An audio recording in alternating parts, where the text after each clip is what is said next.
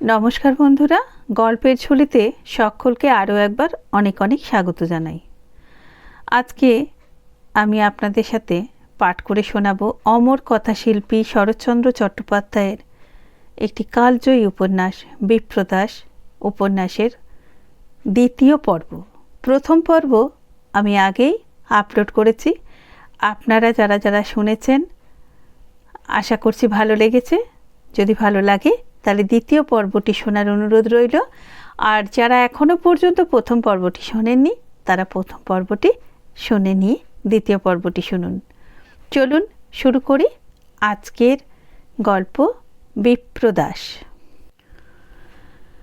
স্টেশনে পৌঁছিয়া খবর পাওয়া গেল কোথায় কি একটা আকস্মিক দুর্ঘটনার জন্য ট্রেনের আজ বহু বিলম্ব বোধ করি বা 1 ঘণ্টারও বেশি লেট হইবে। পরিচিত স্টেশন মাস্টারটিও হঠাৎ পীড়িত হওয়ার একজন মাদ্রাজি রিলিভিং হ্যান্ড কাল হইতে কাজ করিতেছিল। সে সঠিক সংবাদ কিছু দিতে পারিল না, শুধু অনুমান করিল যে দেরি 1 ঘণ্টাও হইতে পারে, 2 ঘণ্টাও হইতে পারে। বিপ্রদাস সাহেবের মুখের দিকে চাহিয়া কহিল, কলকাতায় পৌঁছুতে রাত্রি হয়ে যাবে, আজকে না গেলেই চলে না? কেন চলবে না? আমার তো। বন্দনা বাধা দিয়া বলিয়া উঠিল, না বাবা, সে হয় না, একবার বেরিয়ে এসে আর ফিরে যাওয়া চলে না। বিপ্রদাস অনুনয়ে সুরে কহিল, কেন চলবে না বন্দনা? বিশেষত তুমি না খেয়ে এসেছ, সারাদিন কি উপোস করেই কাটাবে? বন্দনা মাথা নাড়িয়া বলিল, আমার খিদে নেই, ফিরে গেলেও আমি খেতে পারবো না। সাহেব মনে মনে ক্ষুণ্ণ হইলেন, কহিলেন, এদের শিক্ষা দীক্ষাই আলাদা, একবার জিদ ধরলে আর টলানো যায় না। বিপ্রদাস চুপ করিয়া রহিল, আর অনুরোধ করিল না। স্টেশনটি বড় না হইলেও একটা ছোট গোছের ওয়েটিং রুম ছিল। সেখানে গিয়া দেখা গেল একজন ছোকরা বয়সের বাঙালি সাহেব ও তাহার স্ত্রী ঘরখানি পূর্বাহ্নে দখলে আনিয়াছেন। সাহেব সম্ভবত ব্যারিস্টার কিংবা ডাক্তার কিংবা বিলেতি পাশ করা প্রফেসরও হইতে পারেন। এই অঞ্চলে কোথায় আসিয়াছিলেন সে একটা রহস্য। আরামকেদারায় 2 হাতলে পদদ্বয় দীর্ঘ প্রসারিত করিয়া অর্ধসুপ্ত। আকস্মিক জনসমাগমে মাত্র চক্ষুর উন্মীলন করিলেন এবং ভদ্রতা প্রকাশের উদ্যম ইয়ার অধিক অগ্রসর হইল না। কিন্তু মহিলাটি চেয়ার ছাড়িয়া ব্যস্ত হইয়া উঠিয়া দাঁড়াইলেন। হয়তো মেম সাহেব হইয়া উঠিতে তখনও পারেন নাই, কিন্তু উঁচু গোড়ালির জুতো ও পোশাক পরিচ্ছদের ঘটা দেখিয়া মনে হয় এ বিষয়ে চেষ্টা ত্রুটি হইতেছে না। ঘরের মধ্যে আর একখানা আরাম চৌকি ছিল। বন্দনা পিতাকে তাহাতে বসাইয়া দিয়া নিজে একখানি বেঞ্চি অধিকার করিয়া বসিল এবং অত্যন্ত সমাদরে বিপ্রদাসকে আহ্বান করিয়া বলিল, জামাইবাবু, মিথ্যে দাঁড়িয়ে থাকবেন কেন? আমার কাছে এসে বসুন। বৃহৎ কাষ্টে দোষ নেই, আপনার জাত যাবে না। শুনিয়া বন্দনার পিতা অল্প একটুখানি হাসিলেন, কহিলেন, বিপ্রদাসের ছোঁয়াছুঁয়ির বাজবিচার কি খুব বেশি নাকি? বিপ্রদাস নিজেও হাসিল, বলিল, বাজবিচার আছে, কিন্তু কি হলে খুব বেশি হয় না জানলে এই প্রশ্নের জবাব দিই কী করে? বৃদ্ধ কহিলেন, এই ধরো বন্দনা যা বলল। বিপ্রদাস কহিল, উনি না খেয়ে ভয়ানক রেগে আছেন। মেয়েরা রাগের মাথায় যা বলে তা নিয়ে আলোচনা হয় না। বন্দনা বলিল, আমি রেগে নেই, একটুও রেগে নেই। বিপ্রদাস কহিল, আছো এবং খুব বেশি রকমই রেগে আছো, নইলে আজ তুমি কলকাতায় না গিয়ে বাড়ি ফিরে যেতে। তাছাড়া তোমার আপনি মনে পড়তো যে এইমাত্র আমরা এক গাড়িতেই এলাম। জাত গিয়ে থাকলে আগেই গেছে। বেঞ্চিতে বসার কথাটা শুধু তোমার ছল মাত্র। বন্দনা বলিল, হোক ছল, কিন্তু সত্যি বলুন তো মুখুজ্জে মশাই, আমাদের ছোঁয়াছুঁয়ি করার জন্য ফিরে গিয়ে আপনাকে আবার স্নান করতে হবে কি না? চলো না, বাড়ি ফিরে গিয়ে নিজের চোখে দেখবে। না, জানেন আপনি, মাকে প্রণাম করতে গেলে তিনি ছোঁবার ভয়ে দূরে সরে গিয়েছিলেন। বলিতে বলিতেই তাহার মুখ ক্রোধে ও লজ্জায় রাঙা হইয়া উঠিল। বিপ্রদাস ইহা লক্ষ্য করিলেন, উত্তরে শুধু শান্তভাবে বলিল, কথা মিথ্যে নয়, অথচ সত্যিও নয়। এর আসল কারণ তার কাছে না থাকলে তুমি বুঝতে পারবে না। কিন্তু সে সম্ভাবনা তো নেই। না, নেই।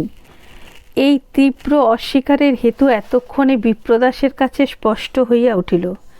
মনে মনে তাহার ক্ষোভের অবধি রইল না। ক্ষোভ নানা কারণে। বিমাতার সম্বন্ধে কথাটা আংশিক সত্যমাত্র, এবং নিজেও যেন ইহাতে কতকটা জড়াইয়া গেছে, অথচ বুঝাইয়া বলিবার সুযোগও নেই, সময়ও নেই। অন্যপক্ষে ধীর চিত্তে বুঝিবার মতো মনোবৃত্তিও বন্দনার একান্ত অভাব। সুতরাং চুপ করিয়া থাকা ভিন্ন আর উপায় ছিল না। বিপ্রদাস একেবারেই নীরব হইয়া রহিল। ছোকরা সাহেব পা নিচে নামাইয়া হাই তুলিয়া বলিলেন, আপনি জমিদার বিপ্রদাস না? হ্যাঁ, আপনার নাম শুনেছি। পাশের গাঁয়ে আমার স্ত্রীর মামার বাড়ি। বেঙ্গলে যখনই আসাই হলো তখন ওর ইচ্ছে একবার দেখা করে যান, তাই আসা। আমি পাঞ্জাবে প্র্যাকটিস করি। বিপ্রদাস চাহিয়া দেখিল লোকটি তাহারই সমবয়সী। 1-8 বছরের এদিক ওদিক হইতে পারে, তার বেশি নয়। সাহেব কহিতে লাগিল, কালই আপনার কথা হচ্ছিল। লোকে বলে আপনি নাকি ভয়ানক, অর্থাৎ কিনা খুব কড়া জমিদার। অবশ্য 2-4 জন বামুন পণ্ডিতে গোড়া হিন্দু বলে বেশ তারিফও করল। এখন দেখছি কথাটা নেহাত মিথ্যে নয়। অপরিচিতের এই অযাচিত আলোচনায় বন্দনা ও তাহার পিতা উভয়ই আশ্চর্য হইলেন, কিন্তু বিপ্রদাস কোনো উত্তর দিল না। বোধ হয় সে এমনি অন্যমনস্ক ছিল। সেই সকল কথা তার কানেই যায়নি। তিনি পুনশ্চ বলিতে লাগিলেন, আমার লেকচারে আমি প্রায়ই বলে থাকি যে চাই রিয়েল সলিড শিক্ষা, ফাঁকিবাজি ধাপ্পাবাজি নয়। আপনার উচিত একবার ইউরোপ ঘুরে আসা। সেখানকার আবহাওয়া, সেখানকার ফ্রি এয়ার ব্রিথ করে না এলে মনের মধ্যে ফ্রিডম আসে না। কুসংস্কার থেকে মন মুক্ত হতে চায় না। আমি একাদিক্রমে 5 বৎসর সে দেশে ছিলাম। বন্দনার পিতা শেষ কথাটায় খুশি হইয়া কহিলেন, একথা সত্যি। উৎসাহ পাইয়া তিনি গরম হইয়া উঠিলেন, বলিলেন, এই ডেমোক্রেসির যুগে সবাই সমান, কেউ কারো ছোট নয়, এবং চাই প্রত্যেকেরই নিজের অধিকার জোর করে অ্যাস্টেট করা। তা যাই কেন না হোক, আমার টাকা থাকলে আপনার জমিদারির প্রত্যেক প্রজাকে আমি নিজের খরচে ইউরোপে ঘুরিয়ে আনতাম। নিজের কাকে বলে একথা তারা তখন নিজেরাই বুঝত। বন্দনার বোধ করি ভারী খারাপ লাগলো। সে আস্তে আস্তে কহিল, জামাইবাবু তার প্রজাদের ওপর অত্যাচার করেন, এ খবর আপনাকে কে দিল? আশা করি আপনার মামা শ্বশুরের ওপর কোনো জুলুম হয়নি। ও, উনি বুঝি আপনার ভগ্নিপতি? থ্যাঙ্কস। না, তিনি কোনো অভিযোগ করেননি। নিজের স্ত্রীকে উদ্দেশ্য করিয়া সহাস্যে কহিলেন, তোমার বোনেরা যদি এই রকম হতো, আপনি বোধ করি বিলেত ঘুরে এসেছেন। জাননি? যান যান। ফ্রিডম, সাহস, শক্তি কাকে বলে এই দেশের মেয়েরা সত্যি কি একবার স্বচক্ষে দেখে আসুন। আমি নেক্সট টাইম যাবার সময় ওকে সঙ্গে নিয়ে যাব স্থির করেছি। কেহ কোনো কথা কহিবার পূর্বেই স্টেশনে সেই রিলিভিং হ্যান্ডটি মুখ বাড়াইয়া জানাইল যে ট্রেন ডিস্ট্যান্স সিগন্যাল পার হইয়াছে, আসিয়া পড়িল বলিয়া। সকলে ব্যস্ত হইয়া প্ল্যাটফর্মে আসিয়া দাঁড়াইলেন। গাড়ি দাঁড়াইলে দেখা গেল ছুটির বাজারে যাত্রী সংখ্যার সীমা নেই। কোথাও তিল ধারণের জায়গা পাওয়া কঠিন। মাত্র 1খানি ফার্স্ট ক্লাস ও 1খানি সেকেন্ড ক্লাস। সেকেন্ড ক্লাস ভর্তি করিয়া একদল ফিরিঙ্গি রেলওয়ে সার্ভেন্ট কলকাতায় কি একটা খেলার উপলক্ষে চলিয়াছে, এবং বোধ হয় তাহাদেরই কয়েকজন স্থানাভাবে ফার্স্ট ক্লাসে চড়িয়া বসিয়াছে। অপর্যাপ্ত মদ ও বিয়ার খাইয়া লোকগুলোর চেহারা যেমন ভয়ঙ্কর, ব্যবহারও তেমনি বেপরোয়া। গাড়ির দরজা আটকাইয়া সকলে সমস্বরে চিৎকার করিয়া উঠিল, গো, যাও যাও। স্টেশন মাস্টার আসিল, গার্ড সাহেব আসিল, তাহারা গ্রাহ্যই করিল না।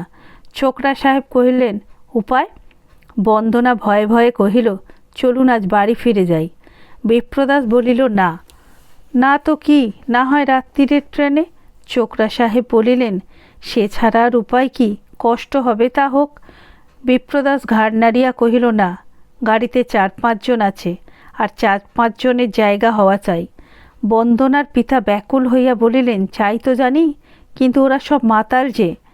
বিপ্রদাসের সমস্ত দেহ যেন কঠিন লোহার মতো ঋজু হইয়া উঠিল। কহিল, সে ওদের শখ, আপনাদের অপরাধ নয়, উঠুন, আমি সঙ্গে যাব। এবং পরক্ষণেই গাড়ির হাতল ধরিয়া সজোরে ধাক্কা দিয়া দরজা খুলিয়া ফেলিল। বন্দনার হাত ধরিয়া টানিয়া লইয়া কহিল, এসো। চোকরা সাহেবকে ডাকিয়া কহিল, রাইট অ্যাস্ট্রেট করবেন তো স্ত্রীকে নিয়ে উঠে পড়ুন। অত্যাচারী জমিদার সঙ্গে থাকতে ভয় নেই। মাতাল সাহেবগুলো এই লোকটির মুখের পানে এক মুহূর্ত চাহিয়া থাকিয়া নিঃশব্দে গিয়া ওই দিকের বেঞ্চে বসিয়া পড়িল। গণ্ডগোল শুনিয়া পাশের কামরার সহযাত্রী সাহেবরা প্ল্যাটফর্মে নামিয়া দাঁড়াইল এবং রুক্ষ কণ্ঠে সমস্বরে প্রশ্ন করিল, হোয়াটসঅ্যাপ? ভাবটা এই যে সঙ্গীদের লইয়া তাহার বিক্রম দেখাইতে প্রস্তুত। বিপ্রদাস অদূরবর্তী গার্ডকে ইঙ্গিত করিয়া কাছে ডাকিয়া কহিল, এই লোকগুলো খুব সম্ভব ফার্স্ট ক্লাসের প্যাসেঞ্জার নয়। তোমার ডিউটি এদের সরিয়ে দেওয়া। সে বেচারাও সাহেব, কিন্তু অত্যন্ত কাল সাহেব, সুতরাং ডিউটি যাই হোক ইতস্তত করিতে লাগিল। অনেকেই তামাশা দেখিতেছিল। সেই মাদ্রাজি রিলিভিং হ্যান্ডটিও দাঁড়াইয়াছিল। তাকে হাত নাড়িয়া নিকটে ডাকিয়া বিপ্রদাস 5 টাকার একটি নোট দিয়া কহিল, আমার নাম আমার চাকরদের কাছে পাবে। তোমার কর্তাদের কাছে একটা তার করে দাও যে এই মাতাল ফিরিঙ্গির দল জোর করে ফার্স্ট ক্লাসে উঠেছে, নামতে চায় না। আর এই খবরটা তাদের জানিও যে গাড়ির গার্ড দাঁড়িয়ে মজা দেখল, কিন্তু কোনো সাহায্য করল না। গার্ড নিজের বিপদ বুঝল, সাহসে ভর করিয়া সরিয়া আসিয়া বলিল, don't you see they are big people. তোমরা রেলওয়ে সার্ভেন্ট, রেলের পাশে যাচ্ছ, বি কেয়ারফুল। কথাটা মাতালের পক্ষে উপেক্ষণীয় নয়। অতএব তাহারা নামিয়া পাশের কামরায় গেল, কিন্তু ঠিক অহিংস মেজাজে গেল না। চাপা গলায় যাহা বলিয়া গেল তাহাতে মন বেশ নিশ্চিন্ত হয় না। সে যা হোক, পাঞ্জাবের ব্যারিস্টার সাহেব গার্ডকে ধন্যবাদ দিয়া কহিলেন, আপনি না থাকলে আজ হয়তো আমাদের যাওয়াটাই ঘটত না। ও নো, এ আমার ডিউটি। গাড়ি ছাড়বার ঘণ্টা পড়িল। বিপ্রদাস নামিবার উপক্রম করিয়া কহিল, আর বোধহয় আমার সঙ্গে যাবার প্রয়োজন নেই, ওরা আর কিছু করবে না। ব্যারিস্টার বলিলেন, সাহস করবে না, চাকরির ভয় আছে তো। বন্দনা দরজা আগলাইয়া দাঁড়াইয়া কহিল, না, সে হবে না। চাকরির ভয়টাই চরম গ্যারেন্টি নয়, সঙ্গে আপনাকে যেতেই হবে। বিপ্রদাস হাসিয়া কহিল, পুরুষ মহলে বুঝতে এর চেয়ে বড় গ্যারেন্টি সংসারে নেই। কিন্তু আমি যে কিছু খেয়ে আসিনি, খেয়ে তো আমিও আসিনি। সে তোমার শখ, কিন্তু একটু পরেই আসবে হোটেলওয়ালা বড় স্টেশন, সেখানে ইচ্ছে হলেই খেতে পারবে। বন্দনা কহিল, কিন্তু সেই ইচ্ছে হবে না, উপোস করতে আমিও পারি। বিপ্রদাস বলিল, পরে কোনো পক্ষেরই লাভ নেই, আমি নেবে যাই। ব্যারিস্টার সাহেবকে কহিল, আপনি সঙ্গে রহিলেন, একটু দেখিবেন, যদি আবশ্যক হয় তো। বন্দনা কহিল, চেন টেনে গাড়ি থামাবেন? সে আমিও পারব। এই বলিয়া সে জানলা দিয়া মুখ বাড়াইয়া বাড়ির চাকরদের বলিয়া দিল, তোমরা মাকে গিয়া বলো যে উনি সঙ্গে গেলেন, কাল কিংবা পরশু ফিরবেন। ট্রেন ছাড়িয়া দিল। বন্দনা কাছে আসিয়া বসিল। কহিল, মুখুজ্জে মশাই, আপনি তো একগুঁয়ে কম নন। কেন? আপনি যে জোর করে আমাদের গাড়িতে তুললেন, কিন্তু ওরা তো ছিল মাতাল, যদি নেবে না গিয়ে একটা মারামারি বাঁধিয়ে দিত। বিপ্রদাস কহিল, তাহলে ওদের চাকরি যেত। বন্দনা বলিল, কিন্তু আমাদের কি যেত? দেহের অস্থিপঞ্জর। সেটা চাকরির চেয়ে তুচ্ছ বস্তু নয়। বিপ্রদাস ও বন্দনা উভয়ই হাসিতে লাগিল। অন্য মহিলাটিও হঠাৎ একটুখানি হাসিয়া ঘাড় ফিরাইল। শুধু তাহার স্বামী পাঞ্জাবে নবীন ব্যারিস্টার মুখ গম্ভীর করিয়া রহিলেন। বন্দনার পিতা এতক্ষণ বিশেষ মনোযোগ করেননি। আলোচনা শেষের দিকটা কানে যাইতেই সোজা হইয়া বসিয়া বলিলেন, না না, তামাশার কথা নয়, এ ব্যাপার ট্রেনে প্রায়ই ঘটে, খবরের কাগজে দেখতে পাওয়া যায়। তাই তো জোর জবরদস্তি আমার ইচ্ছেই ছিল না। রাতে ট্রেনে গেলেই তো সব দিকে সুবিধে হতো। বন্দনা কহিল, রাতের ট্রেনেও যদি মাতাল সাহেব থাকতো বাবা? পিতা কহিলেন, তা কি আর সত্যি হয় রে? তাহলে তো ভদ্রলোকেদের যাতায়াতি বন্ধ করতে হয়। এই বলিয়া তিনি একটা মোটা চুরুট ধরাইতে প্রবৃত্ত হইলেন। বন্দনা আস্তে আস্তে বলিল, মুখুজ্জে মশাই, ভদ্রলোকের সংজ্ঞা নিয়ে যেন বাবাকে জেরা করবেন না। বিপ্রদাস হাসি মুখে ঘাড় নাড়িয়া কহিল, না, সে আমি বুঝেছি। আচ্ছা মুখুজ্জে মশাই, ছেলেবেলা গড়ের মাঠে সাহেবদের সঙ্গে কখনো মারামারি করেছেন? সত্যি বলবেন। না, সেই সৌভাগ্য কখনো ঘটেনি। বন্দনা কহিল, লোকে বলে দেশের লোকের কাছে আপনি একটা ট্রেরর। শুনি বাড়ির সবাই আপনাকে বাঘের মতো ভয় করে। সত্যি? কিন্তু শুনলে কার কাছে? বন্দনা গলা খাটো করিয়া বলিল, মেস্তির কাছে।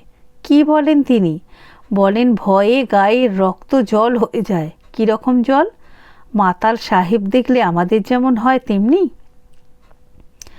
বন্দনা সহাস্যে মাথা নাড়িয়া বলিল, হ্যাঁ, অনেকটা ওই রকমই। বিপ্রদাস কহিল, ওটা দরকার, নইলে মেয়েদের শাসনে রাখা যায় না। তোমার বিয়ে হলে বিদ্যেটা ভায়াকে শিখিয়ে দিয়ে আসব। বন্দনা কহিল, দেবেন, কিন্তু সব বিদ্যে সকলের বেলায় খাটে না, এও জানবেন। মেজদি বরাবরই ভালো মানুষ, কিন্তু আমি হলে আমাকেই সকলের ভয় করে চলতে হতো। বিপ্রদাস বলিল, অর্থাৎ ভয়ে বাড়িশুদ্ধ লোকের গায়ের রক্ত জল হয়ে যেত। খুব আশ্চর্য নয়, কারণ একটা বেলার মধ্যেই নমুনা যা দেখিয়ে এসেছ তাতে বিশ্বাস করতেই প্রবৃত্তি হয়। অন্তত মা সহজে তুলতে পারবেন না। বন্দনা মনে মনে একটুখানি উত্তেজিত হইয়া উঠিল। কহিল, আপনার মা কি করেছেন জানেন? আমি প্রণাম করতে গেলুম, তিনি পিছিয়ে সরে গেলেন। বিপ্রদাস কিছুমাত্র বিস্ময় প্রকাশ করিল না। কহিল, আমার মায়ের ওইটুকু মাত্রই দেখে এলে, আর কিছু দেখবার সুযোগ পেলে না? পেরে বুঝতে এই নিয়ে রাগ করে না খেয়ে আসার মতো ভুল কিছু নেই। বন্দনা বলিল, মানুষের আত্মসম্ভ্রম বলে তো একটা জিনিস আছে। বিপ্রদাস একটু হাসিয়া কহিল, আত্মসম্ভ্রমের ধারণা পেলে কোথা থেকে? স্কুল কলেজের মোটা মোটা বই পড়ে তো। কিন্তু মা তো ইংরাজি জানেন না, বইও পড়েন না। তার জানার সঙ্গে তোমার ধারণা মিলবে কি করে? বন্দনা বলিল, কিন্তু আমি শুধু নিজের ধারণা নিয়েই চলতে পারি। বিপ্রদাস কহিল, পারলে অনেক ক্ষেত্রেই ভুল হয়, যেমন আজ তোমার হয়েছে। বিদেশের বই থেকে যা শিখেছ তাকেই একান্ত বলে মেনে নিয়েছ বলেই এমনি করে চলে আসতে পারলে, নইলে পারতে না।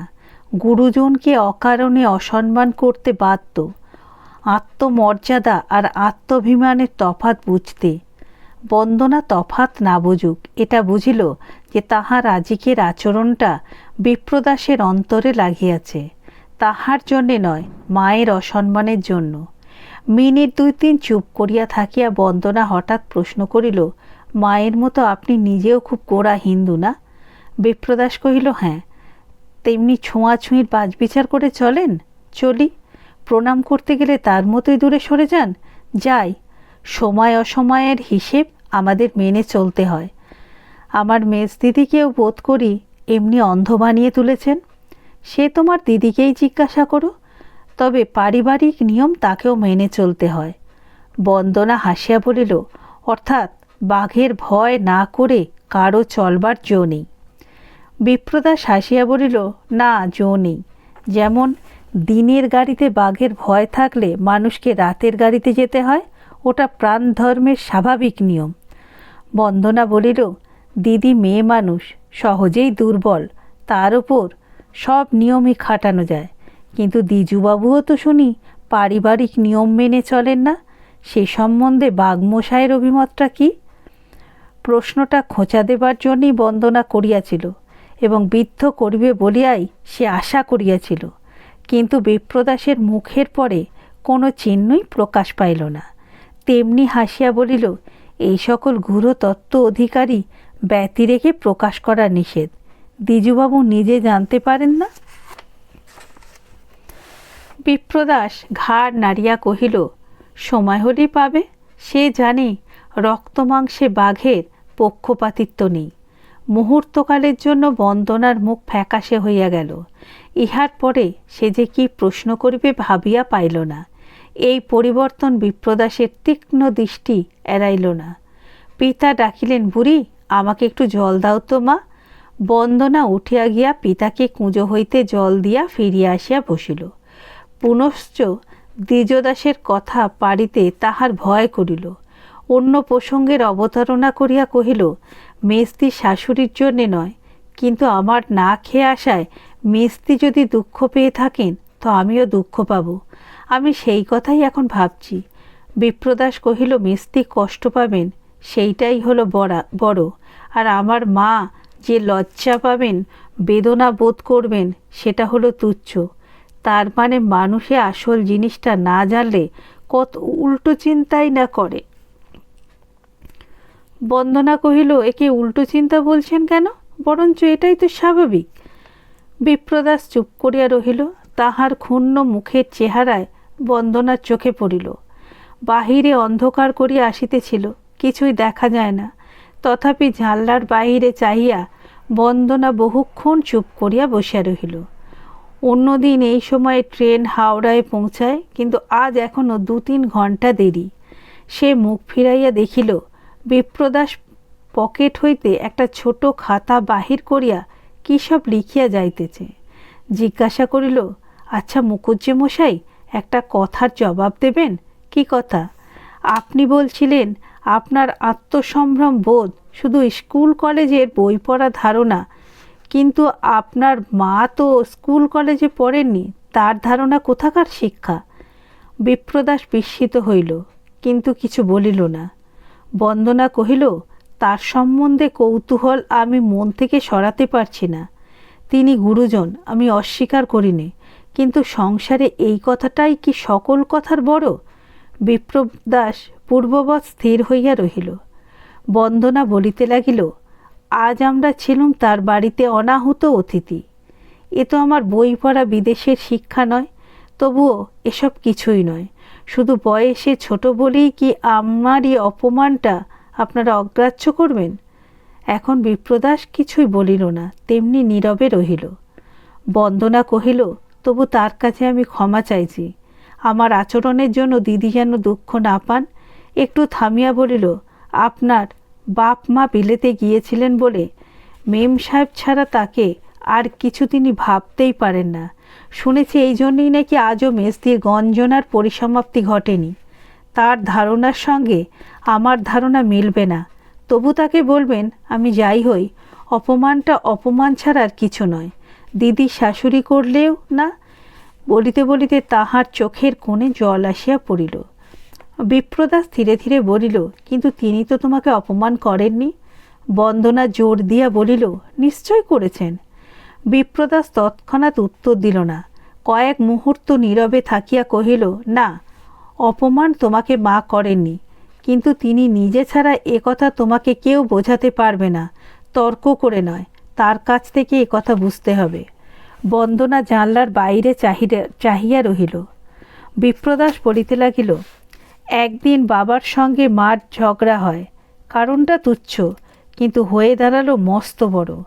তোমাকে সকল কথা বলা চলে না, কিন্তু সেই দিন বুঝেছিলাম আমার এই লেখাপড়া না জানা মায়ের আত্মমর্যাদা বোধ কত গভীর।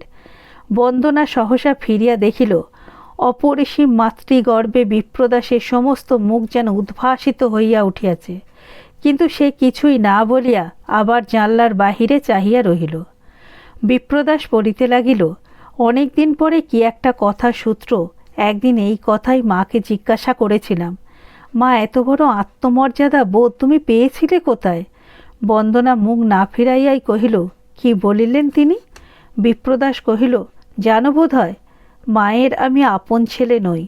তার নিজের 2টি ছেলে মেয়ে আছে, দ্বিজু আর কল্যাণী।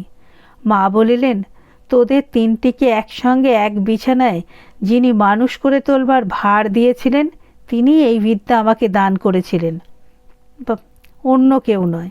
সেই দিন থেকে আমি জানি মায়ের এই গভীর আত্মসম্মান বোধই কাউকে একটা দিনের জন্য জানতে দেয়নি তিনি আমার জননী নন, বিমাতা। বুঝতে পারো এর অর্থ?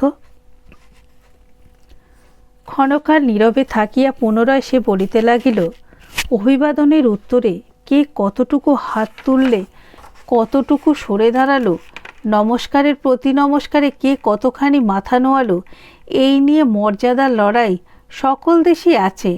অহংকারের নেশার খোরাক তোমাদের পাঠ্যপুস্তকের পাতায় পাতায় পাবে।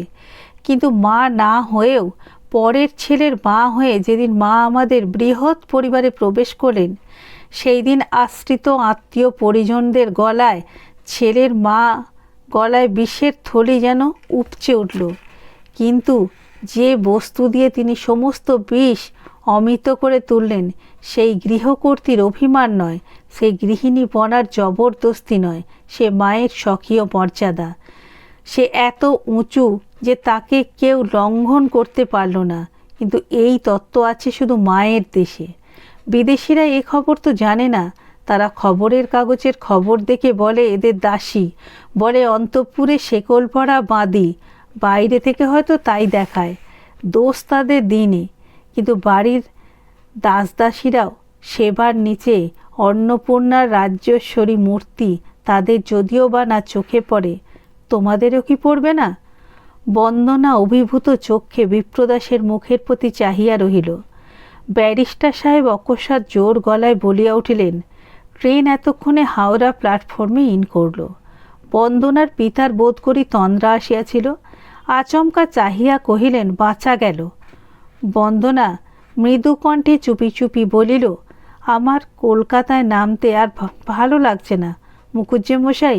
ইচ্ছে হচ্ছে আপনার মার কাছে ফিরে যাই, গিয়ে বলি, মা আমি ভালো করিনি, আমাকে মার্জনা করুন। বিপ্রদাস শুধু হাসিল, কিছু বলিল না। স্টেশনে নামিয়া সে জিজ্ঞাসা করিল, আপনি কোথায় যাবেন?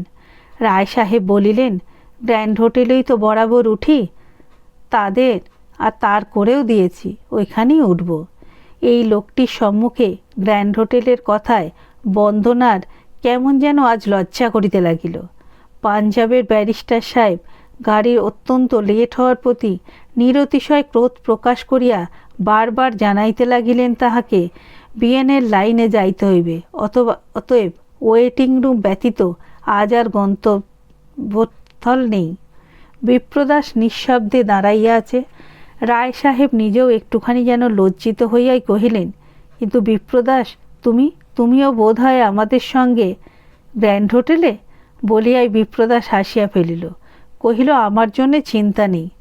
বউবাজারে দ্বিজুর একটা বাড়ি আছে, প্রায়ই আসতে হয়, লোকজন সবই আছে। আচ্ছা, আজ সেইখানেই কেন সকলে চলুন না? বন্দনা পুলকিত হইয়া উঠিল, চলুন সবাই সেইখানেই যাব। তাহার মাথার ওপর হইতে যেন একটা বোঝা নামিয়া গেল। আনন্দের প্রাবল্যে অপর দুই সহযাত্রীকে সেই সাদরে আহ্বান করিয়া সবাই মিলিয়া মোটরে গিয়া উঠিল। বন্দনা সকালে উঠিয়া দেখিল, এই বাড়িটা সম্বন্ধে সে যাহা ভাবিয়াছিল তাহা নয়। মনে করিয়াছিল পুরুষ মানুষের বাসা বাড়ি, হয়তো ঘরের কোণে কোণে জঞ্জাল, সিঁড়ির গায়ে থুতু, পানের পিচের দাগ, ভাঙা চোরা আসবাবপত্র, ময়লা বিছানা, কড়ি বড় গায়ে ঝুল, মাকড়সার জাল, এমনি সব অগোছালো বিশৃঙ্খল পরিচ্ছন্নতায় সত্যি আশ্চর্য হইল। মস্ত বাড়ি, অনেক ঘর, অনেক বারান্দা, সমস্ত পরিষ্কার ঝকঝক করতেছে। দ্বারের বাহিরে একজন মধ্যবয়সী বিধবা স্ত্রীলোক দাঁড়াইয়াছিল, দেখিতে ভদ্রঘরের মেয়ের মতো। সে গলায় আঁচল দিয়া প্রণাম করিতেই বন্দনা সংকোচে চঞ্চল হইয়া উঠিল। সে বলিল, দিদি, আপনার জন্যই দাঁড়িয়ে আছি, চলুন স্নানের ঘরটা দেখিয়ে দিই, আমি এ বাড়ির দাসী। বন্দনা জিজ্ঞাসা করিল, বাবা উঠেছেন? না, কাল শুতে দেরি হয়েছে, হয়তো উঠতেও দেরি হবে। আমাদের সঙ্গে আরও দুজন যারা এসেছেন তারা? না, তারাও ওঠেননি। তোমাদের বড়বাবু, তিনিও ঘুমাচ্ছেন? দাসী হাসিয়া বলিল, তিনি গঙ্গা স্নান পুজো আহ্নিক সেরে কাছারি ঘরে গেছেন, খবর পাঠাবো কি? বন্দনা বলিল, না, তার দরকার নেই। স্নানের ঘরটা একটু দূরে, ছোট একটা বারান্দা পার হইতে হয়। বন্দনা যাইতে যাইতে কহিল, তোমাদের এখানে বাথরুম শোবার ঘরের কাছে থাকবার জো নেই না? দাসী কহিল, না, মা মাঝে মাঝে কালী দর্শনের জন্যে কলকাতায় এলে এই বাড়িতেই থাকেন কি না, তাই ওইসব হবার জো নেই। বন্দনা মনে মনে বলিল, এখানেও সেই প্রবল প্রতাপ মা, আচার অনাচারের কঠিন শাসন। সে ফিরিয়া গিয়া কাপড় জামা গামছা প্রভৃতি লইয়া আসিল। কহিল, এখানে 2-4 দিন যদি থাকতে হয় তোমাকে কি বলে ডাকবো? এখানে তুমি ছাড়া আর বোধহয় কোনো দাসী নেই। সে বলিল, আছে, কিন্তু তার অনেক কাজ, ওপরে আসবার সময় পায় না। যা দরকার হয় আমাকেই আদেশ করবেন। দিদি, আমার নাম অন্নদা, কিন্তু পাড়া গাঁয়ের লোক, হয়তো অনেক দোষ ত্রুটি হবে। তাহার বিনয় বাক্যে বন্দনা মনে মনে খুশি হইয়া জিজ্ঞাসা করিল, কোথায় তোমার বাড়ি অন্নদা? তোমার কে আছে? অন্নদা বলিল, বাড়ি আমার এদের গ্রামেই, বলরামপুরে। একটি ছেলে, তাকে এরাই লেখাপড়া শিখিয়ে কাজ দিয়েছেন। বউ নিয়ে সে দেশেই থাকে। ভালোই আছে দিদি। বন্দনা কৌতূহলী হইয়া প্রশ্ন করিল, তবে নিজে তুমি এখনো চাকরি করো কেন? বউ ব্যাটা নিয়ে বাড়িতে থাকলেই তো পারো। অন্নদা কহিল, ইচ্ছে তো হয় দিদি, কিন্তু পেরে উঠিনি। দুঃখের দিনে বাবুদের কথা দিয়েছিলাম, নিজের ছেলে যদি মানুষ হয় পরের ছেলেদের মানুষ করার ভার নেব। সেই ভারটা ঘাড় থেকে নামাতে পারি না। দেশের অনেকগুলো ছেলে এই বিদেশে লেখাপড়া করে, আমি না দেখলে তাদের দেখবার কেউ নেই। তারা বুঝি এই বাড়িতেই থাকে? হ্যাঁ, এই বাড়িতে থেকেই কলেজে পড়ে। কিন্তু আপনার দেরি হয়ে যাচ্ছে, আমি বাইরেই আছি, ডাকলেই সাড়া পাবেন। বন্দনা বাথরুমে ঢুকিয়া দেখিল ভেতরে নানাবিধ ব্যবস্থা, পাশাপাশি গোটা 3 ঘর স্পর্শদোষ বাঁচানো, যত প্রকার ফন্দি ফিকির মানুষের বুদ্ধিতে আসতে পারে তাহার কোনো ত্রুটি ঘটে নাই। বুঝিল এসব মায়ের ব্যবহারের জন্য পাথরের মেজে, পাথরের জলচৌকি, একদিকে গোটা 3 প্রকাণ্ড তাঁবার হাঁড়া, বোধহয় গঙ্গা জল রাখার জন্য, নিত্য মাজা ঘষায় ঝকঝক করছে। তিনি কবে আসিয়াছিলেন এবং আবার কবে আসিবেন নিশ্চিত কেহ জানে না, তথাপি অবহেলার চিহ্ন মাত্র কোথাও চোখে পড়িবার জো নাই। যেন এখানেই বাস করিয়াছেন এমনি সযত্ন সতর্ক ব্যবস্থা। এ যে কেবল হুকুম করিয়া শাসন চালাইয়াই হয় না, তাহার চেয়েও বড় কিছু একটা সমস্ত নিয়ন্ত্রিত করিতেছে, এ কথা বন্দনা চাহিবা মাত্র অনুভব করিল। এবং এই মা, এই স্ত্রীলোকটি যে সংসারে সর্বসাধারণের কতখানি ঊর্ধ্বে অবস্থিত, এই কথাটা সে বহুক্ষণ পর্যন্ত নিজের মনে স্তব্ধ হইয়া দাঁড়াইয়া ভাবিতে লাগিল। গল্পে, প্রবন্ধে, পুস্তকে ভারতীয় নারী জাতির বহু দুঃখের কাহিনী সে পড়িয়াছে। তাহাদের হীনতার লজ্জাতা নিজে নারী হইয়া সে মর্মে মরিয়া গেছে, ইহা মিথ্যা নয়। কিন্তু এই ঘরের মধ্যে আজ একাকী দাঁড়াইয়া সেই সকল সত্য বলিয়া মানিয়া লইতেও তাহার বাধিল। বাহিরে আসিতে অন্নদা হাসি মুখে কহিল, বড্ড দেরি হয়ে গেল যে দিদি, প্রায় ঘণ্টা 2। ওরা সব নিচে খাবার ঘরে অপেক্ষা করে আছে, চলুন। তোমার বড়বাবু কাছারি ঘর থেকে বেরিয়েছেন? হ্যাঁ, তিনিও নিচে আছেন। আমাদের সঙ্গে বোধ করি খাবেন না? অন্নদা সহাস্যে কহিল, খেলেও তো সেই দুপুরের পরে দিদি, আজ আবার তাও নেই। একাদশী, সন্ধ্যের পরে বোধহয় কিছু ফলমূল খাবেন। বন্দনা কি করিয়া যেন বুঝিয়াছিল এই গৃহে এই স্ত্রীলোকটি ঠিক দাসী জাতীয় নয়। কহিল, তিনি তো আর বামুনের ঘরের বিধবা নয়, একাদশীর উপোস করবেন কোন দুঃখে? কাল গাড়িতে একাদশী না হোক, দশমীর উপবাস তো এমনিই হয়ে গেছে। অন্নদা বলিল, তা হোক, উপোস ওর গায়ে লাগে না। মা বলেন, আর জন্মে তপস্যা করে বিপিনে জন্মে উপোস সিদ্ধির বর পেয়েছে। ওর খাওয়া দেখলে অবাক হতে হয়। বন্দনায় নিচে আসিয়া দেখিল তাহাদের অভ্যস্ত চা, রুটি, ডিম প্রভৃতি টেবিলে সুসজ্জিত, এবং পিতা ও সস্ত্রীক পাঞ্জাবের ব্যারিস্টার ক্ষুধায় চঞ্চল। অধৈর্য তাহাদের প্রায় শেষ সীমায় উপনীত। মুহূর্তে খবরের কাগজ ফেলিয়া দিয়া সাহেব অনুযোগের কণ্ঠে কহিলেন, ইহ, এত দেরি মা, সকালবেলাটায় আর তো কোনো কাজ হবে না দেখছি। বিপ্রদা সদূরে বসিয়াছিল। বন্দনা জিজ্ঞাসা করিল, মুকুজ্জে মশাই, আপনি খাবেন না? বিপ্রদাস কথাটা বুঝিল, হাসিয়া কহিল, চা আমি খাইনি, খাই শুধু ডাল ভাত। তার সময় এ নয়, আমার জন্য চিন্তা নেই, তুমি বসে যাও। বন্দনার ইহার উত্তর দিল না। পিতা এবং অতিথি দুজনকে উদ্দেশ্য করিয়া কহিল, আমার অপরাধ হয়ে গেছে, বলে পাঠানো উচিত ছিল কিন্তু হয়নি।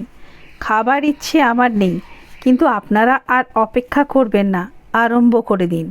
আমি বরঞ্চ আপনাদের চা তৈরি করে দিই। এই বলিয়া সে তৎক্ষণাৎ কাজে লাগিয়া গেল।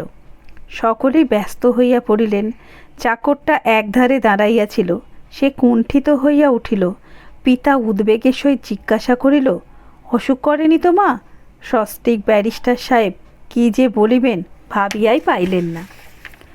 বন্দনা চা তৈরি করিতে করিতে কহিল, না বাবা, অসুখ করেনি, শুধু খেতে ইচ্ছে করছে না।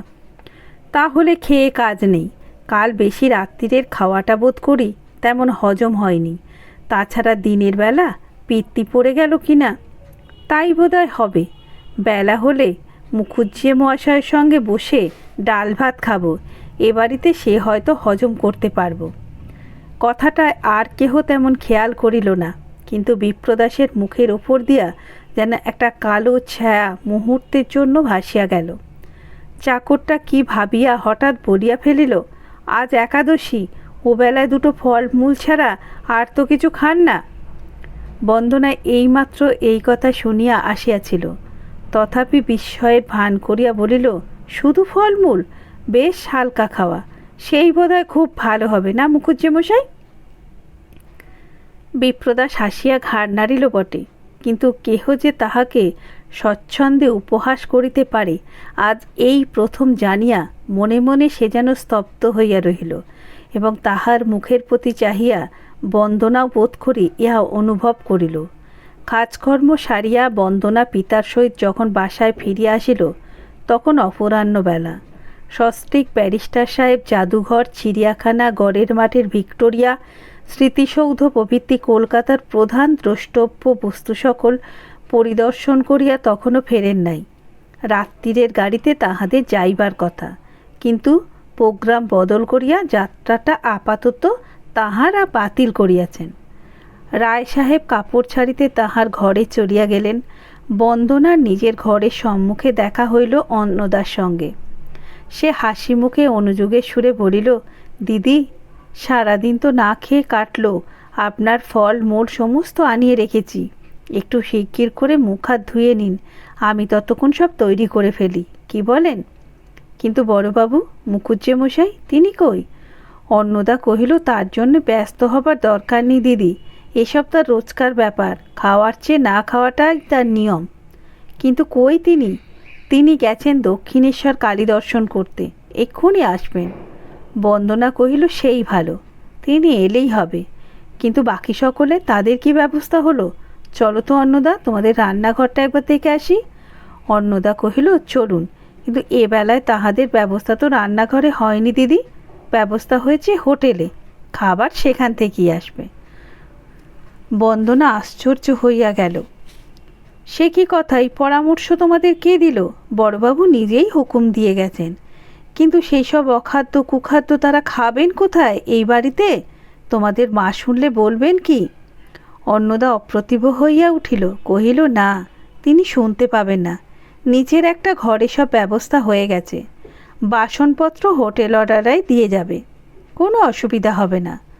বন্দনা বলিল, হুকুম তো দিয়ে গেলেন, কিন্তু তামিল করল কে? তার কাছে আমাকে একবার নিয়ে যেতে পারো? সে আর বেশি কথা কি দিদি, চলুন নিয়ে যাচ্ছি। চলো। মুখুজ্জেদের একটা বড় রকমের তেজারতি কারবার কলকাতায় চলে। নিচের তলায় গোটাচারে ঘর লইয়া অফিস, কেরানি, গোমস্তা, সরকার, পেয়াদা, ম্যানেজার প্রভৃতি ব্যবসায়ের যাবতীয় লোকজন সেখানেই কাজ করে। বন্দনা প্রবেশ করিতেই সকলে উঠিয়া দাঁড়াইল। বয়স ও পদমর্যাদার লক্ষণে ম্যানেজার ব্যক্তিটিকে সহজে চিনিতে পারিয়া সে ইঙ্গিতে তাহাকে বাহিরে ডাকিয়া আনিয়া কহিল, হোটেলে হুকুম দিয়ে এসেছিলেন কি আপনি নিজে? ম্যানেজার ঘাড় নাড়িয়া স্বীকার করিল, আর একবার যান, তাদের বারণ করে দিয়ে আসুন। ম্যানেজার বিস্মিত হইল, ইতস্তত করিয়া কহিল, বড়বাবু ফিরে না আসা পর্যন্ত। বন্দনা কহিল, তখন হয়তো আর বারণ করবার সময় থাকবে না। মুখুজ্জে মশাই রাগ করলে আমার উপর করবেন, আপনার ভয় নেই, যান, দেরি করবেন না। এই বলিয়া সে ফিরিতে উদ্যত হইল, উত্তরের অপেক্ষাও করিল না। হতবুদ্ধি ম্যানেজার ভাবিল, মন্দ নয়, বিপ্রদাসের হুকুম অমান্য করা কঠিন, এমনকি অসম্ভব বলা চলে, কিন্তু এই অপরিচিত মেয়েটির সুনিশ্চিত নিঃসংশয় শাসন অবহেলা করাও কম কঠিন নয়, প্রায় তেমনি অসম্ভব। ক্ষণকাল বিমূঢ়ের ন্যায় স্তব্ধ থাকিয়া দ্বিধাস্বরে কহিল, আগে যাই তাহলে, নিষেধ করে আসি, কিছু আগাম দেওয়া হয়ে গেছে, তা হোক, আপনি দেরি করবেন না। এই বলিয়া সে ফিরিয়া আসিল।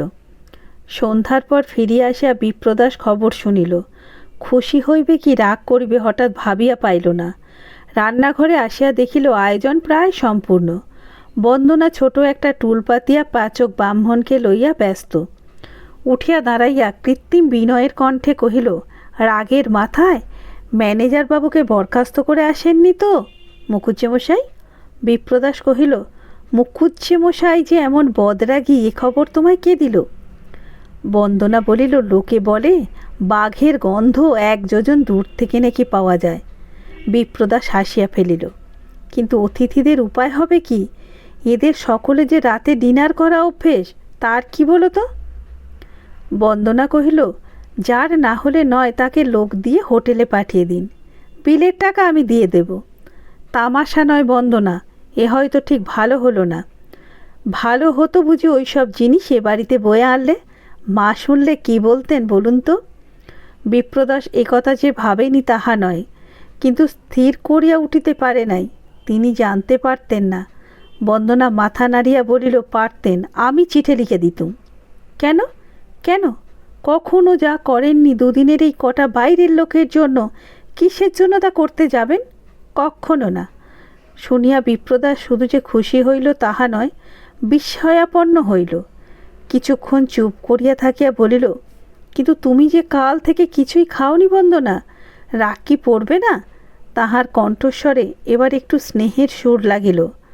বন্দনা মৃদু কণ্ঠে জবাব দিল, রাগিয়ে দিয়েছিলেন কেন? কিন্তু শুনুন, আপনার খাবার ফলমূল সব আনানো আছে, ততক্ষণে সন্ধে আহ্নিক আপনি সেরে নিন, আমি গিয়ে তৈরি করে দেব। কিন্তু আর কেউ যদি দেয়, আমি আজও খাবো না, তা বলে দিচ্ছি। আচ্ছা এসো, বলিয়া বিপ্রদাস ওপরে চলিয়া গেল। প্রায় ঘণ্টাখানেক পরে বন্দনা ফল মূল মিষ্টান্নের সাদা পাথরের থালা হাতে লইয়া বিপ্রদাসের ঘরে আসিয়া দাঁড়াইল। অন্নদার হাতে আসন ও জলের গ্লাস। জল হাতে সমস্তটা সে সযত্নে মুছিয়া ঠাঁই করিয়া দিল। বিপ্রদাস বন্দনার পানে চাহিয়া সবিস্ময়ে কহিল, তুমি কি আবার এখন স্নান করলে নাকি? আপনি খেতে বসুন, বলিয়া সে পাত্রটা নামাইয়া রাখিল। বিপ্রদাস আসনে বসিয়া পুনরায় সেই প্রশ্নই করিল, সত্যি আবার স্নান করে এলে নাকি? অসুখ করবে যে। তা করুক, কিন্তু হাতে না খাবার ছলছুতো আবিষ্কার করতে আপনাকে দেব না, এই আমার পণ। স্পষ্ট করে বলতে হবে। তোমার ছোঁয়া খাবো না, তুমি ম্লেচ্ছ ঘরের মেয়ে। বিপ্রদাস হাসিয়া কহিল, বইয়ে পড়িনি যে দুরাত্মার ছলের অভাব হয় না। বন্দনা বলিল, পড়েছি, কিন্তু আপনি দুরাত্মাও নন, ভয়ানকও নন, আমাদেরই মতো দোষে গুণে জড়ানো মানুষ। তা না হলে সত্যি আজ ও বেচারাদের ডিনার বন্ধ করতে যেতুম না। কিন্তু সত্যি কারণটা কি? সত্যি কারণটা আপনাকে বলছি। আপনাদের পরিবারে ওটা চলে না, না দেশের বাড়িতে না এখানে। কিসের তরে ও কাজ করতে যাবেন? কিন্তু জানো তো, সবাই ওরা বিলেত ফেরত, এমনি খাওয়াতেই ওরা অভ্যস্ত। বন্দনা কহিল, অভ্যেস যাই হোক, তবুও বাঙালি। বাঙালি অতিথি ডিনার খেতে না পেরে মারা গেছে কোথাও এমন নজির নেই। সুতরাং এ অজুহাত অগ্রাহ্য, ওটা আপনার বাজে কথা। বিপ্রদাস কহিল, তবে কাজের কথাটা কি শুনি? বন্দনা বলিল, সে আমি ঠিক জানি নে, কিন্তু বোধহয় যা আপনি মুখে বলেন তার সবটুকু ভেতরে মানেন না, নইলে মাকে লুকিয়ে ব্যবস্থা করতে কিছুতেই রাজি হতেন না। লোকে আপনাকে মিথ্যে অত ভয় করে। যাকে করা দরকার সে আপনি নয়, আপনার মা। শুনিয়া বিপ্রদাস কিছুমাত্র রাগ করিল না, বরঞ্চ হাসিয়া বলিল, তুমি দুজনকেই চিনেছ, কিন্তু ব্যাপারটা যে মাকে লুকিয়ে হচ্ছিল এই খবর তুমি শুনলে কার কাছে? বন্দনা নাম করিল না, শুধু কহিল, আমি জিজ্ঞাসা করে জেনে নিয়েছি যে এত বড় দুর্ঘটনা যে মেস্তি আমাকে কোনো দিন ক্ষমা করতে পারবেন না। চিরদিন অভিসম্পাত করে বলবেন, বন্দনার জন্যই এমন হলো, তাই কিছুতেই এ কাজ করতে আপনাকে আমি দিতে পারিনি। বিপ্রদাস কহিল, তুমি পরম আত্মীয়, কুটুম্বের মধ্যে সকলের বড়, এ তোমার যোগ্য কথা, কিন্তু লুকোচুরি না করে তোমার হাতে আমার খাওয়া চলে কি না এই কথা সেই লোকটিকে জিজ্ঞাসা করেছিলে?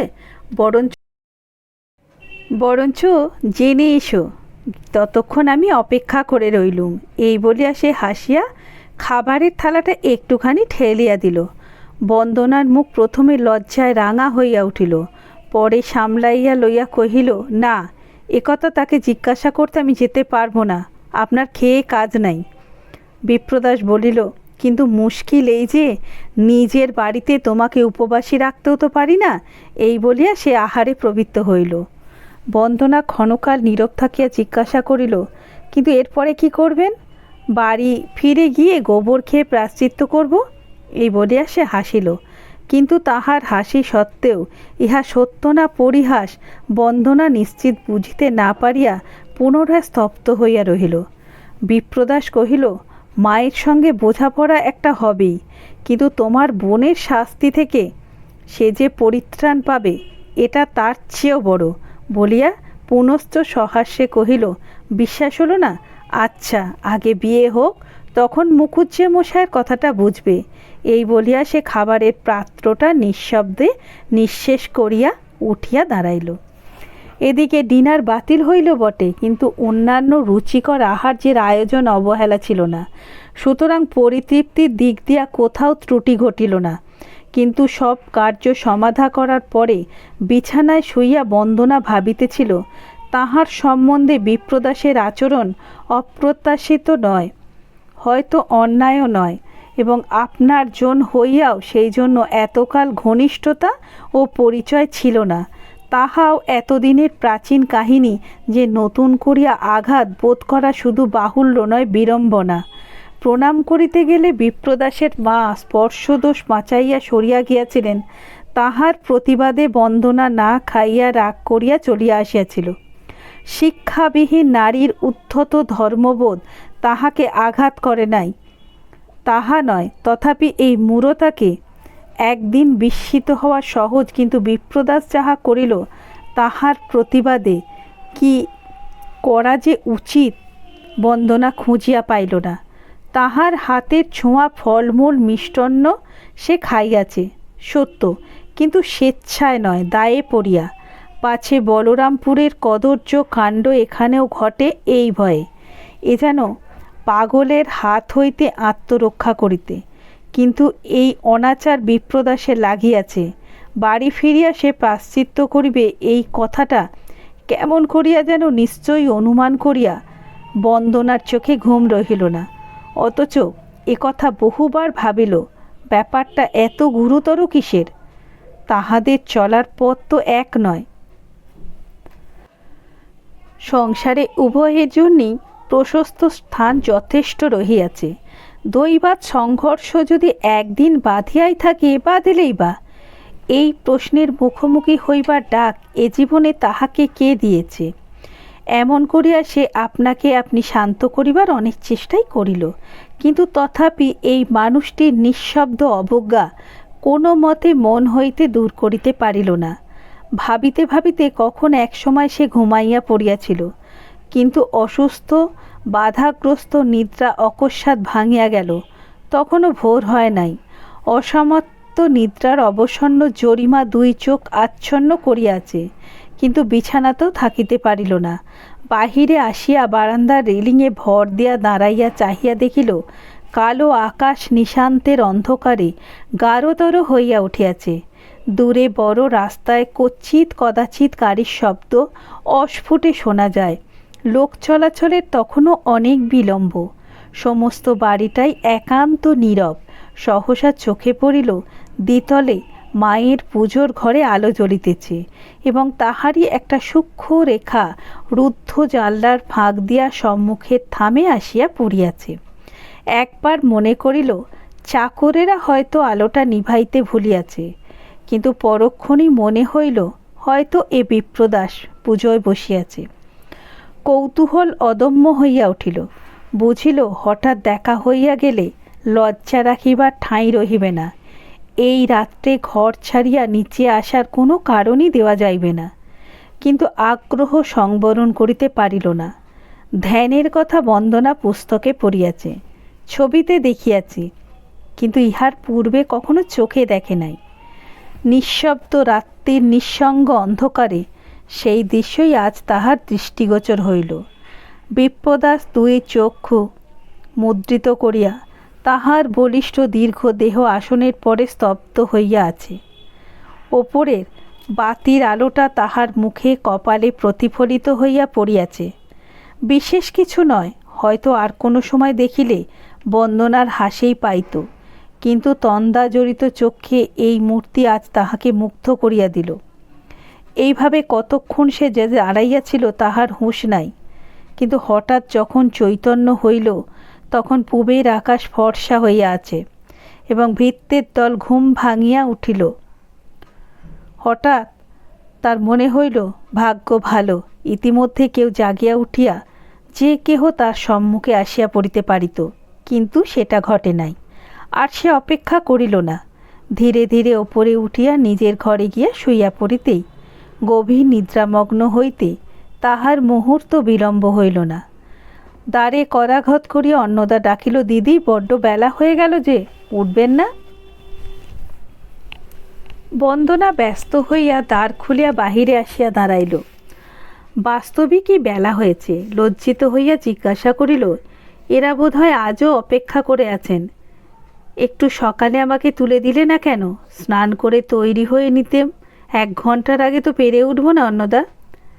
তাহার বিপন্ন মুখের পানে চাহিয়া অন্নদা হাসিয়া বলিল, ভয় নেই দিদি, আজ ওরা সবুর করতে পারেননি, শেষ করে নিয়েছেন। এখন যতক্ষণ খুশি স্নান করুন গে, কেউ পিছু ডাকবে না। শুনিয়া বন্দনা যেন বাঁচিয়া গেল।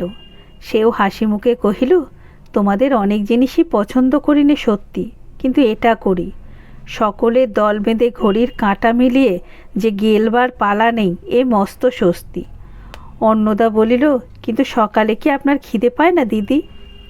বন্দনা কহিল, একদিনও না, অথচ ছেলেবেলা থেকে নিত্যই খেয়ে আসছি। আচ্ছা যাই, আর দেরি করব না। এই বলিয়া সে চলিয়া গেল। 2 ঘণ্টা পরে নিচে বিপ্রদাসের সহিত তাহার দেখা হইল। সে কাছারি ঘর হইতে কাজ সারিয়া বাহির হইতেছিল।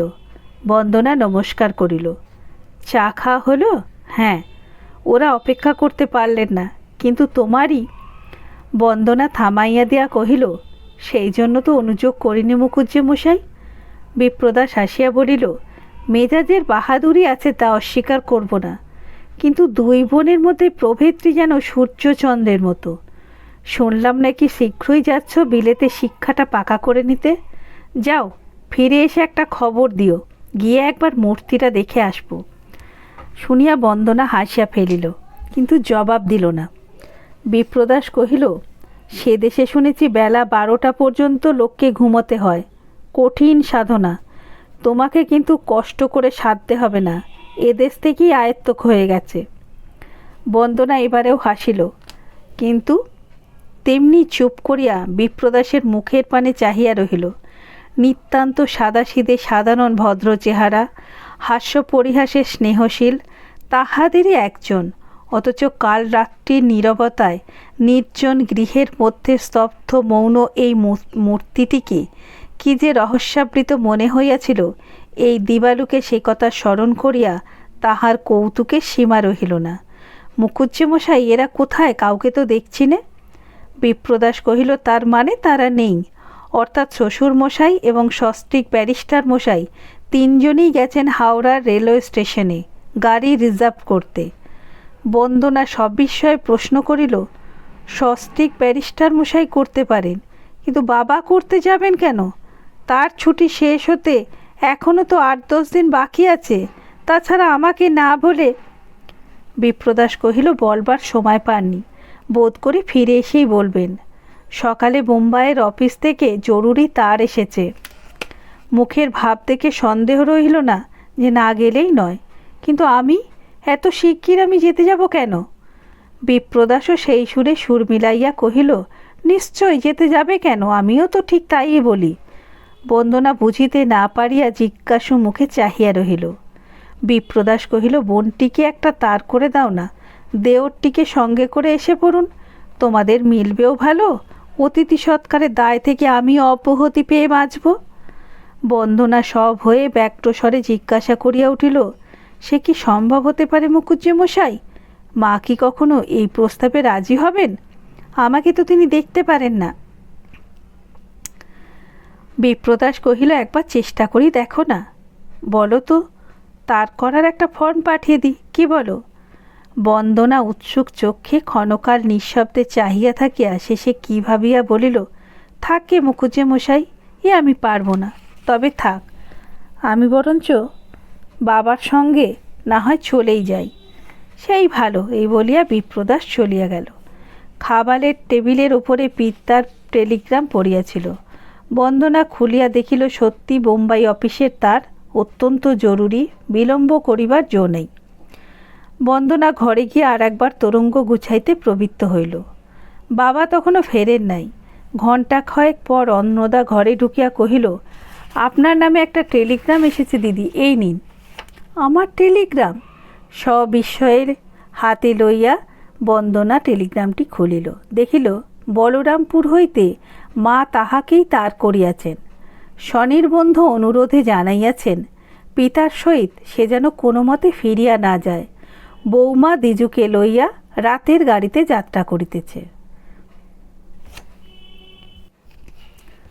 রাতের গাড়িতে আসিতেছে মেস্তি এবং সঙ্গে আসিতেছে দ্বিজদাস। বন্দনার আনন্দ ধরে না। সেদিন দিদি শ্বশুরবাড়িতে নিজের আচরণের জন্য মনে মনে বড় লজ্জিত ছিল, অথচ প্রতিকারের উপায় পাইতেছিল না। আজ অত্যন্ত অনিচ্ছাতেও তাহাকে পিতার সঙ্গে বোম্বাইয়ে ফিরিয়া যাইতে হইত। অকস্মাৎ অভাবিত পথে এই সমস্যার মীমাংসা হইয়া গেল। টেলিগ্রামের কাগজখানা বন্দনা অনেকবার নাড়াচাড়া করিল, অন্নদাকে পড়িয়া শুনাইল এবং উৎসুকভাবে অপেক্ষা করিয়া রহিল পিতার জন্য এই ছোট্ট কাগজখানি তাহার হাতে তুলিয়া দিতে। বিপ্রদাস বাড়িতে নেই। খোঁজ লইয়া জানিল কিছুক্ষণ পূর্বে তিনি বাহিরে গেছেন, এ ব্যবস্থা তিনিই করিয়াছেন, সুতরাং তাহাকে জানাইবার কিছুই নেই। তবু একবার বলিতেই হইবে। অথচ এই বলার ভাবটা যে মনে মনে আলোচনা করিতে গিয়া দেখিল কোনো কথাই তাহার মনোপুত হয় না। আনন্দ প্রকাশের সহজ রাস্তাটা যেন কখন বন্ধ হইয়া গিয়াছে। বহু নিন্দিত জমিদার জাতীয় এই কড়া ও গোঁড়া লোকটি তাহার শুরু হইতেই খারাপ লাগিয়াছিল। এখনও তিনি যথেষ্টই দুর্বোধ্য, তথাপি ধীরে ধীরে তাহার মনের মধ্যে একটি পরিবর্তন ঘটিতেছিল। সে দেখিতেছিল এই মানুষটির আচরণ পরিমিত, কথা স্বল্প, ব্যবহার ভদ্র ও মিষ্ট, তবু কেমন একটা ব্যবধান তাহার প্রত্যেকটি পদক্ষেপে প্রতি মুহূর্তেই অনুভব করা যায়। সকলের মাঝখানে থাকিয়াও সে সকলের হইতে অনেক দূরে বাস করেন। আশ্রিত পরিজন, দাসী, চাকর, কর্মচারীবর্গ সকলে ইয়াকে শ্রদ্ধা করে, ভক্তি করে, কিন্তু সর্বাপেক্ষা বেশি করে ভয়। তাহাদের ভাবটা যেন এইরূপ, বড়বাবু অন্নদাতা, বড়বাবু রক্ষাকর্তা, বড়বাবু দুর্দিনের অবলম্বন, কিন্তু বড়বাবু কাহারও আত্মীয় নয়। পিতৃবিয়োগে তাহাকে দায় জানান না, পিতৃবিয়োগে তাহাকে দায় জানানো যায়, পুত্রের বিবাহ উৎসবে আহারের নিমন্ত্রণ করা চলে না, এই ঘনিষ্ঠ সম্বন্ধটুকু তাহারা ভাবিতে পারে না। কাল বন্দনা রান্নাঘরে দাসীটিকে সরল ও কিঞ্চিত নির্বোধ পাইয়া কথায় কথায় ইহার কারণ অনুসন্ধান করিতেছিল, কিন্তু অনেক জেরা করিয়াও কেবল এইটুকু বাহির করিতে পারিল যে ইহার হেতু জানে না, শুধু সকলেই ভয় করে বলিয়া সেও করে, এবং অপরকে প্রশ্ন করিলেও বোধ করি এই উত্তরই মিলিত। মুখুজ্জে পরিবারে এ যেন এক সংক্রামক ব্যাধি। সেই দিন ট্রেনের মধ্যে দৈবাত ওই ক্ষুদ্র ঘটনাটুকু অবলম্বন করিয়া বিপ্রদাসের বলিষ্ঠ প্রকৃতির বন্দনার কাছে ক্ষণিকের জন্য দেখা দিয়া আবার সম্পূর্ণ আত্মগোপন করিয়াছে। গাড়ির মধ্যে সেদিন কাছে বসিয়া হাস্য পরিহাসের কত কথাই হইয়া গেল, কিন্তু আজ মনে হয় না সেই মানুষটি এই বাড়ির বড়বাবু। হঠাৎ নিচে হইতে একটি গোলমাল উঠিল। কে একজন ছুটিয়া আসিয়া খবর দিল তাহার পিতা রায় সাহেব স্টেশন হইতে ফিরিয়াছেন খোঁড়া হইয়া। বন্দনা জানলা দিয়ে উঁকি মারিয়া দেখিল পাঞ্জাবের ব্যারিস্টার ও তদীয় পত্নী দুইজনে দুই বগল ধরিয়া সাহেবকে গাড়ি হইতে নিচে নামাইতেছেন। তাহার এক পায়ের জুতো মোজা খোলা, তাহাতে খান 2-3 মোজা রুমাল জড়ানো। প্ল্যাটফর্মে ভিড়ের হুড়োহুড়িতে কে নাকি তাহার পায়ের ওপর ভারী কাঠের বাক্স ফেলিয়া দিয়াছে। লোকজনে ধরাধরি করিয়া তাহাকে ওপরে তুলিয়া বিছানায় শোয়াইয়া দিল।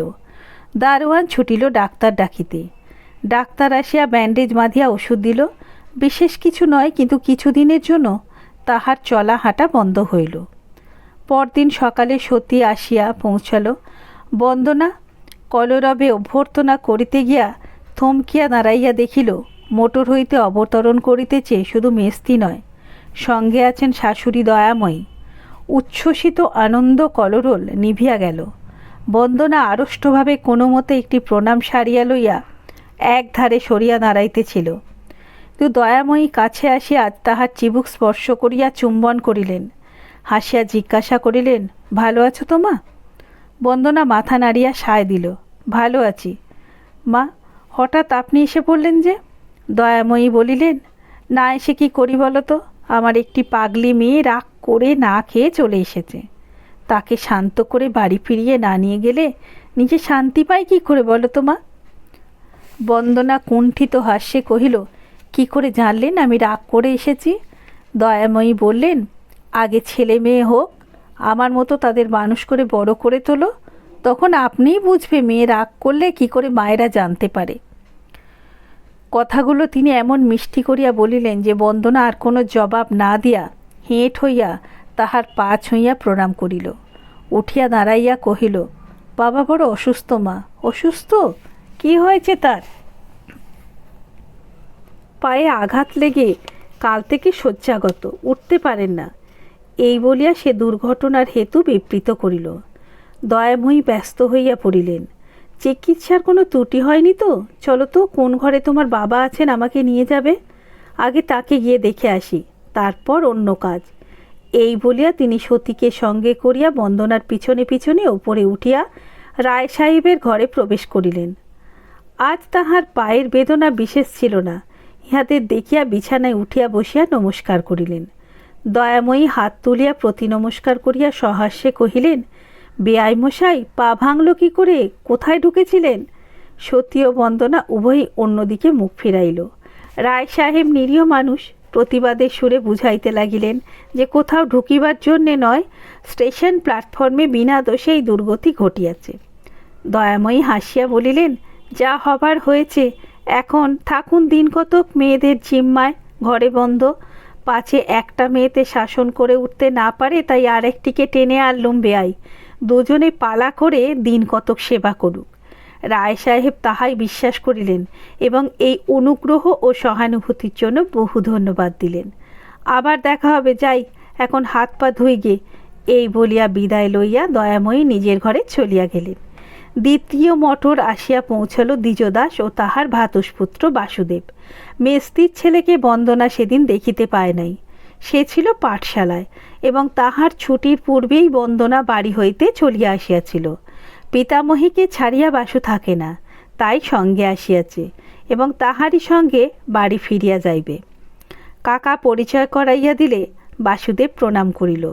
বন্দনার পায়ে জুতো দেখিয়া সে মনে মনে বিস্মিত হইল, কিন্তু কিছু বলিল না। 8-9 বছরের ছেলে, কিন্তু জানে সব। বন্দনা সস্নেহে বুকের কাছে টানিয়া লইয়া জিজ্ঞাসা করিল, আমাকে চিনতে পারলে না বাসু? পেরেছি মাসিমা, কিন্তু তুমি তো ছিলে তখন 5 বছরের ছেলে। মনে থাকবার তো কথা নয় বাবা। তবু মনে আছে মাসিমা, তোমাকে দেখেই চিনতে পেরেছিলুম। আমাদের বাড়ি থেকেই তুমি রাগ করে চলে গেলে, আমি ফিরে গিয়ে তোমাকে দেখতে পেলুম না। রাগ করে চলে যাবার কথা তুমি কার কাছে শুনলে? কাকাবাবু বলছিলেন ঠাকুমাকে। বন্দনা দ্বিজদাসের প্রতি চাহিয়া জিজ্ঞাসা করিল, রাগ করার কথা আপনিই বা জানলেন কি করে? দ্বিজদাস কহিল, শুধু আমি নয়, বাড়ির সবাই জানে। তাছাড়া আপনি লুকোবার তো বিশেষ চেষ্টা করেননি। বন্দনা বলিল, সবাই আমার রাগ করাটাই জানে, তার কারণটা কি জানে? দ্বিজদাস বলিল, সবাই না জানুক, আমি জানি। রায় সাহেবকে একলা টেবিলে খেতে দেয়া হয়েছিল বলে। বন্দনা বলিল, কারণটা যদি তাই হয়, আমার রাগ করাটা আপনি উচিত বিবেচনা করেন? দ্বিজদাস কহিল, করি, যদি তাহাদের আর কোনো উপায় ছিল না। আপনি আমার বাবার সঙ্গে বসে খেতে পারেন? পারি, কিন্তু দাদা বারণ করলে পারি না। পারেন না, কিন্তু আপনাকে বারণ করার অধিকার দাদার আছে মনে করেন? দ্বিজদাস বলিল, সে তার ব্যাপার, আমার নয়। আমার পক্ষে দাদার অবাধ্য হওয়া আমি অনুচিত মনে করি। বন্দনা কহিল, যা কর্তব্য বলে বোঝেন তা করার কি আপনার সাহস নেই? দ্বিজদাস ক্ষণকাল চুপ করিয়া থাকিয়া বলিল, দেখুন, এ ঠিক সাহস অসাহসের বিষয় নয়। স্বভাবত আমি ভীতু লোক নই, কিন্তু দাদার প্রকাশ্য নিষেধ অবজ্ঞা করার কথা আমি ভাবতে পারি না। ছেলেবেলায় বাবার অনেক কথা আমি ভাবতে পারি না। ছেলেবেলায় বাবার অনেক কথা আমি শুনিও নি। দণ্ডও পাইনি তা নয়, অনেক দণ্ড পেয়েছি, কিন্তু আমার দাদা অন্য প্রকৃতির মানুষ। তাকে কেউ কখনো উপেক্ষা করে না। উপেক্ষা করলে কি হয়? কি হয় আমি জানি না। আমাদের পরিবারে এই প্রশ্ন আজও ওঠেনি। বন্দনা কহিল, মেজদির চিঠিতে জানি দেশের জন্য আপনি অনেক কিছু করেন যা দাদার ইচ্ছার বিরুদ্ধে। সেসব করেন কি করে? দ্বিজদাস কহিল, তার ইচ্ছের বিরুদ্ধে হলেও তার নিষেধের বিরুদ্ধে নয়, তাহলে আমি করতে পারতুম না। বন্দনা মিনিট দুটি নীরব থাকিয়া কহিল, দিদির চিঠি থেকে আপনাকে যা ভেবেছিলাম তা আপনি নয়। এখন তাকে ভরসা দিতে পারবো, তাদের ভয় নেই। আপনার স্বদেশ সেবায় অভিনয় মুকুজ্জে বংশের বিপুল সম্পদের এক কণাও কোনো দিন লোকসান হবে না। দিদি নিশ্চিন্ত হতে পারেন। দ্বিজদাস হাসিয়া বলিলেন, দিদির লোকসান হয় এই কি আপনি চান? বন্দনা বিব্রত হইয়া কহিল, বাহ, তা কেন চাইব? আমি চাই তাদের ভয় ঘুচুক, তারা নির্ভয় হন। দ্বিজদাস কহিল, আপনার চিন্তা নেই, তারা নির্ভয়ই আছেন। অন্তত দাদার সম্বন্ধে একথা নিঃসংকোচে আমি বলতে পারি। ভয় বলে কোনো বস্তু তিনি আজও জানেন না, এ তার প্রকৃতি বিরুদ্ধ। বন্দনা হাসিয়া বলিল, তার মানে ভয় জিনিসটা সবটুকু বাড়ির সকলে মিলে আপনারাই ভাগ করে নিয়েছেন, তার ভাগে আর কিছুই পড়েনি, এই তো? শুনিয়া দ্বিজদাসও হাসিল, কহিল, অনেকটা তাই বটে, তবে আপনাকেও বঞ্চিত করা হবে না। সামান্য যা অবশিষ্ট আছে সেটুকু আপনিও পাবেন। 3-4 দিন একসঙ্গে আছেন, এখনও তাকে চিনতে পারেননি। বন্দনা কহিল, না, আপনার কাছ থেকে তাকে চিনতে শিখব আশা করে আছি। দ্বিজদাস কহিল, তাহলে প্রথম পাঠ নিন, ওই জুতো জোড়াটা খুলে ফেলুন। চাকর আসিয়া বলিল, মা আপনাদের ওপরে ডাকছেন। চলিতে চলিতে বন্দনা জিজ্ঞাসা করিল, হঠাৎ মা এসেছেন কেন? দ্বিজদাস বলিল, প্রথম কৈলাস যাত্রা সম্বন্ধে মামিদের সঙ্গে পরামর্শ করা, দ্বিতীয় আপনাকে বলরামপুরে ফিরিয়ে নিয়ে যাওয়া। দেখবেন যেন না বলে বসবেন না। বন্দনা বলিল, আচ্ছা তাই হবে।